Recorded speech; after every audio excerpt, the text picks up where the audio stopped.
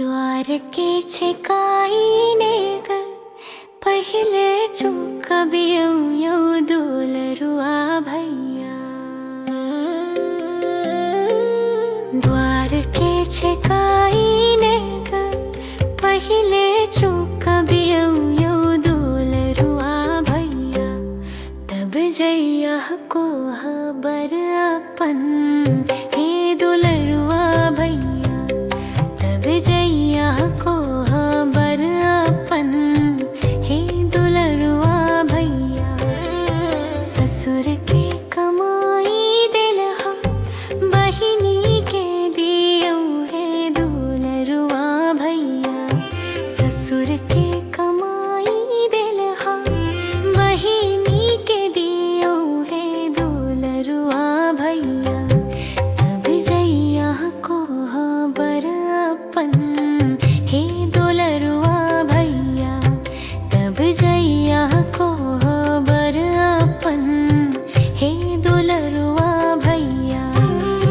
सार के कमाई दिलहा बहिनी के दियौ हे दुलरुआ भैया। सार के कमाई दिलहा बहिनी के दियौ हे दुलरुआ भैया। तब जइया को हबर अपन हे दुलरुआ भैया। तब जइया को हबर अपन हे दुलरुआ भैया। बहुत दिनक हम असरा लगले हे दुलरुआ भैया। बहुत दिनक हम असरा लगले हे दुलरुआ भैया। तब जइया को हबर अपन हे दुलरुआ भैया। तब जइया को हबर अपन हे दुलरुआ भैया। कोहबर लिखाई पहिना भौजी साले बै हे दुलरुआ भैया। कोहबर लिखाई पहिले भौजी साले बै हे दुलरुआ भैया। तब देहा अपन कमाई हे दुलरुआ भैया। तब देहा अपन कमाई हे दुलरुआ भैया। राखियों के खुशी हम आई मने बै हे दुलरुआ भैया।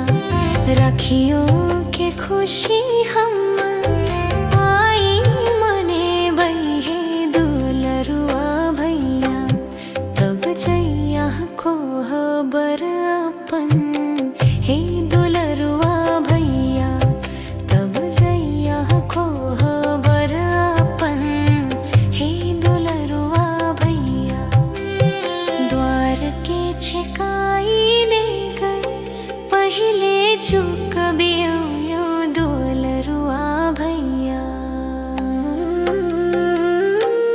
द्वार के छेकाईने ग पहिले चुक बियौ यौ दुलरुआ भैया।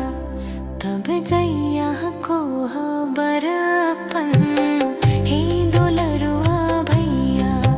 तब जइया को हबर अपन हे दुलरुआ भैया।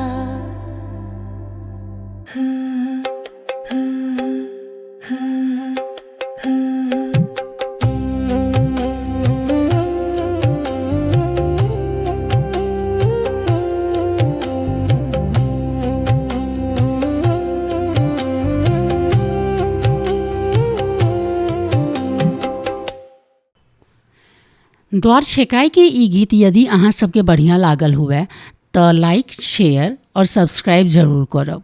धन्यवाद। मिथिला से मन जोड़ि राखू।